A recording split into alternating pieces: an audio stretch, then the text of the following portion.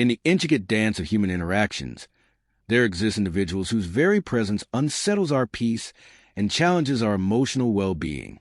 They operate not through overt aggression, but through subtle, insidious tactics that drain us over time. Today, we turn our focus to one such force, the realm of covert narcissism, a quiet yet profoundly manipulative form of self-centeredness that thrives on deception and emotional control. But do not despair. The ancient wisdom of Stoicism offers us a guiding light, a framework of resilience, and an approach to reclaiming our power. Through its timeless teachings, we can learn to navigate these turbulent dynamics with clarity, dignity, and emotional fortitude. Stay with us until the end of this discussion, where we will uncover practical, empowering strategies to identify, understand, and effectively handle covert narcissists in your life. By mastering these techniques, you will gain the strength to maintain your composure, safeguard your peace, and emerge unshaken by their manipulations. Within the broad spectrum of narcissism lies a more elusive figure, the covert narcissist. Unlike their overt counterparts, who bask in open admiration and grandiosity, covert narcissists work in the shadows, using subtle manipulation rather than obvious dominance. Their influence is not always immediately apparent, yet their impact can be deeply unsettling. But what defines a covert narcissist? How do we recognize their presence in our lives? Beneath their quiet exterior, covert narcissists crave admiration and harbor a sense of superiority just as intensely as overt narcissists. However, they lack the overt arrogance. Instead, they present themselves as misunderstood geniuses, perpetual victims, or self-sacrificing martyrs. Their manipulation is not aggressive but insidious, designed to evoke sympathy, guilt, or obligation from those around them, a constant sense of being underappreciated. They believe they deserve more than what life or others give them. Persistent envy of others' successes, masked by passive-aggressive remarks or subtle put-downs.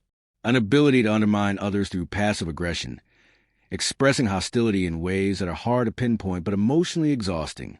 In the face of covert narcissism, awareness becomes our shield and self-control our armor. The Stoic philosophers remind us that while we cannot change others, we have full control over our own responses. Marcus Aurelius wisely stated, "The happiness of your life depends upon the quality of your thoughts." When dealing with a covert narcissist, this insight becomes invaluable. It is not their actions that dictate our well-being, but rather how we perceive and respond to their behavior. Instead of reacting emotionally, Stoicism teaches us to observe without attachment, maintain our inner peace, and choose our responses with intention. Through understanding, we empower ourselves, not only to recognize these individuals, but to handle them with strength and grace.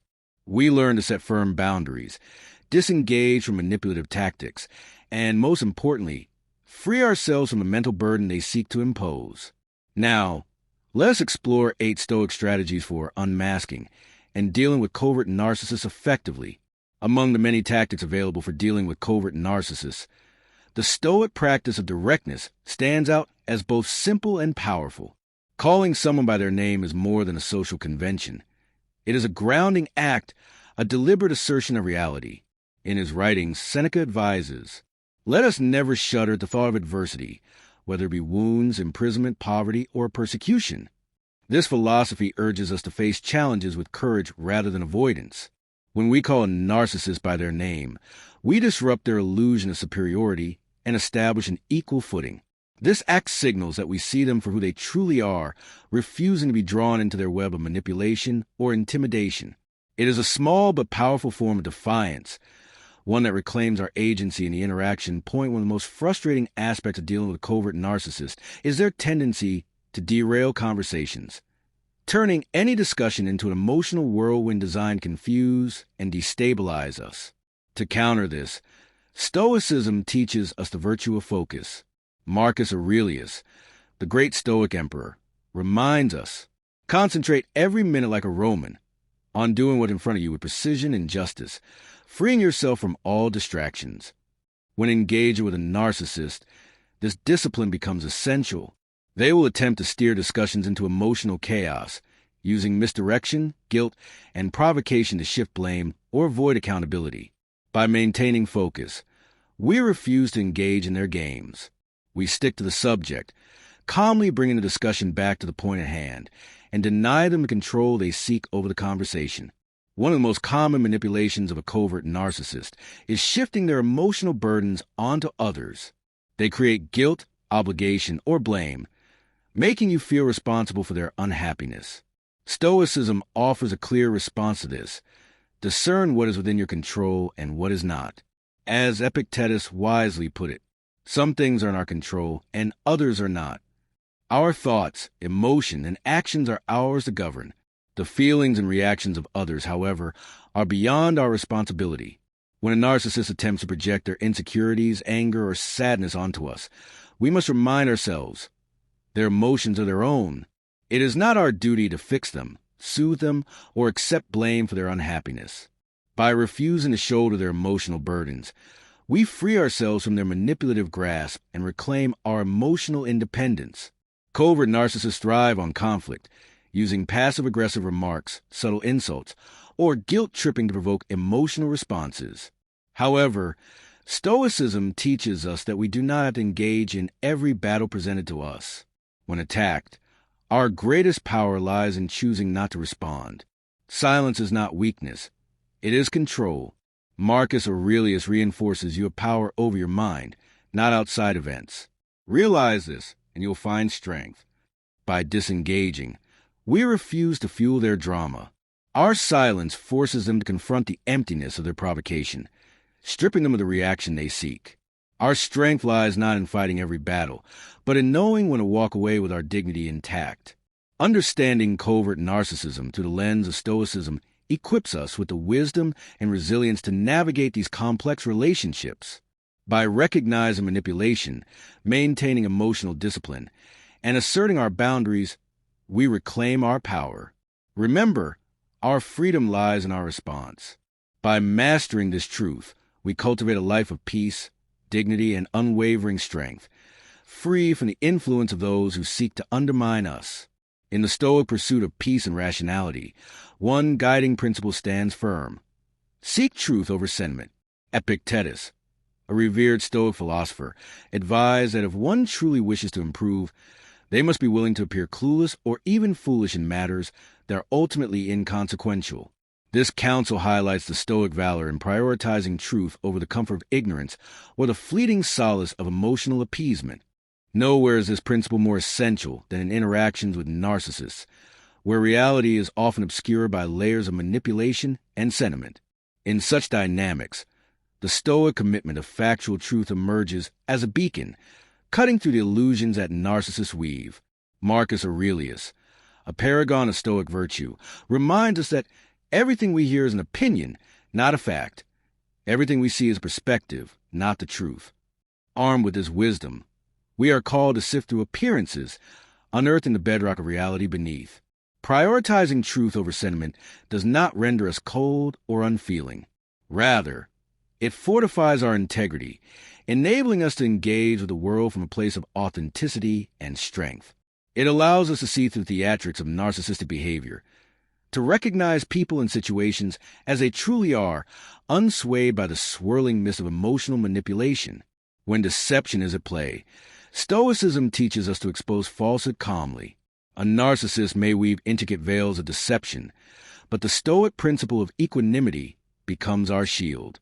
Epictetus advised, "Keep calm and do not be angry with them." This serene confrontation is not an act of passivity, but a demonstration of strength. By exposing lies with calm clarity, we uphold the Stoic virtue of apatheia, an undisturbed spirit amid life's storms.